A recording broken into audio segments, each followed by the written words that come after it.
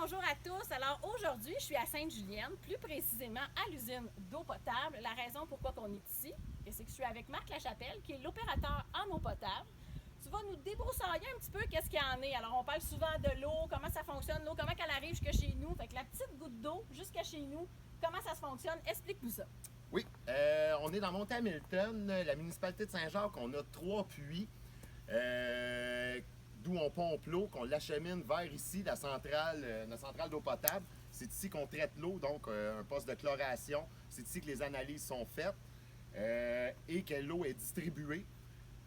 Donc à partir d'ici, l'eau est pompée dans le rang Saint-Jacques vers le village. Alors quand elle part d'ici, elle s'en va bien entendu à Saint-Jacques, aux abonnés de l'Aqueduc. Oui. Alors on parle de combien d'abonnés environ à Saint-Jacques? On disait à peu près 1500 abonnés.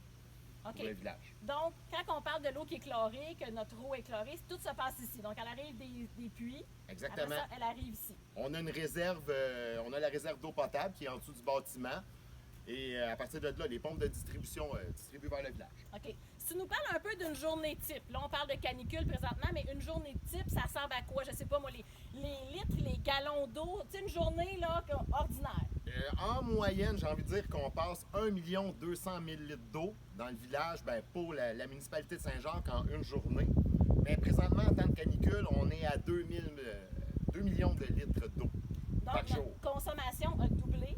À peu près, oui. En ce moment. Oui. Exactement. Oui. Là, ce qu'on est ici pour vous dire, c'est que oui, il faut faire attention à notre consommation. Là, je voudrais, Marc, que tu nous donnes des petits trucs. Parce que si on a doublé notre consommation, c'est parce qu'on prend plus d'eau. Qu'est-ce qu'on pourrait faire, justement, là, avant qu'on en consomme encore davantage? Des trucs bien simples qu'on peut faire, c'est, entre autres, fermer le robinet quand on se brosse les dents, éteindre la hose à l'extérieur quand on s'en sert plus, parce que ces hoses-là, ça dégoûte pas mal tout le temps. Ça, c'est une des choses. On a les interdictions d'arrosage de gazon. Ensuite de ça, laver sa cour d'asphalte en arrosant, c'est vraiment pas une bonne idée. Ça se fait plus en 2021. Le bon vieux balai. Oui, le balai fait la job. Parfait. C'est bon. J'avais lu aussi pour les piscines, mettre la toile, comme ça l'empêche d'évaporer. Empêcher l'évaporation de l'eau, bonne idée aussi. OK. Alors, ça commence ici, ça commence à Sainte-Julienne. J'étais avec Marc. On continue notre visite. Suivez-nous. Bonjour, bonjour. Alors, on continue notre visite, cette fois-ci dans le Grand Rang. On est au poste de surpression.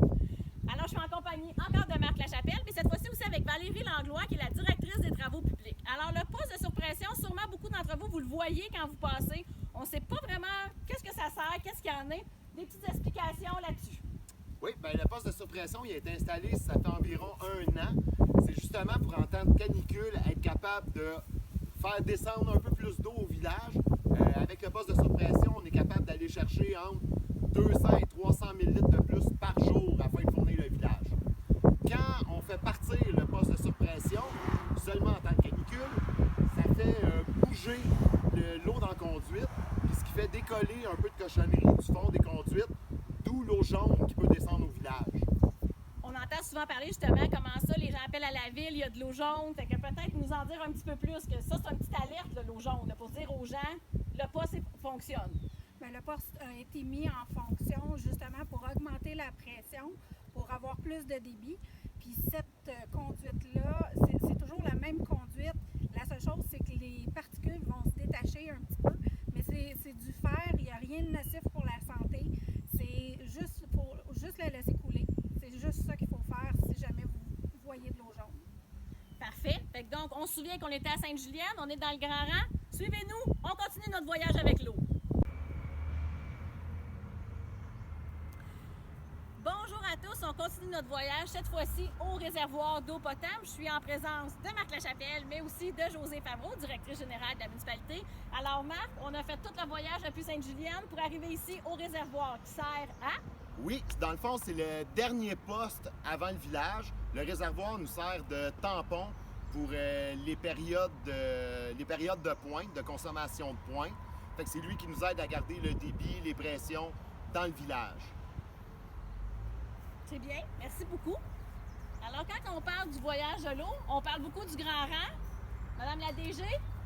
Donc, comme plusieurs ont vu passer les informations, un projet de réfection de la conduite d'Aqueduc aura lieu cette année au niveau du Grand Rang. Donc, nous allons procéder à toute la réfection à partir de de la 341, qui est le chemin du Cordon, jusqu'ici à la hauteur de chez Mme Perron. Nous allons remplacer la conduite d'Aqueduc par une dimension supérieure, ce qui va nous permettre d'améliorer notre débit d'eau qui va s'en venir ici au niveau du réservoir pour alimenter notre village. Donc, c'est sûr et certain que pour la période estivale, les travaux vont débuter en août et finir à la fin novembre. La collaboration des gens et la patience va être de mise afin d'assurer aussi la collaboration des gens en cette période de canicule qui présentement, on le sait, là, c'est quelque chose qui est difficile. Le Conseil a pris la décision de mandater une firme afin de venir solliciter les gens pour faire un peu de prévention au niveau de notre réseau, l'usage qu'on en fait. Donc, il y aura des gens qui vont se promener sur le territoire, qui vont peut-être vous avertir, vous dire que vous n'avez pas le droit d'arroser. Si vous ne comprenez pas, ça se pourrait qu'on émette des constats d'infraction. Donc, ça va être important pour les gens de respecter la réglementation en vigueur et aussi de respecter les gens qui pourraient vous interpeller lors des différentes visites qui pourraient avoir lieu sur le territoire de la municipalité. Merci beaucoup, Mme la DG. Alors, si vous avez des questions, vous pouvez toujours appeler à la municipalité, il n'y a aucun problème. La capsule qu'on vient de faire, c'est vraiment pour démystifier l'eau, savoir qu'est-ce qu'il y en est, l'usage qu'on doit en faire. C'est vraiment pour que tous les gens, les utilisateurs, comprennent bien ce qu'il y en est. On vous a amené de Sainte-Julienne jusqu'ici. On demande votre collaboration, que ce soit quand les gens vont passer pour vous dire de ne pas arroser, que ce soit lorsque le grand rang va être, comme José l'expliquait, la conduite va avoir lieu à l'automne. Fin été, début de l'automne. Oui. Fait que c'est pour ça qu'on vous a présenté ça aujourd'hui. Merci beaucoup. Quand vous rencontrez les gens de la municipalité, collaborez avec eux. Merci beaucoup.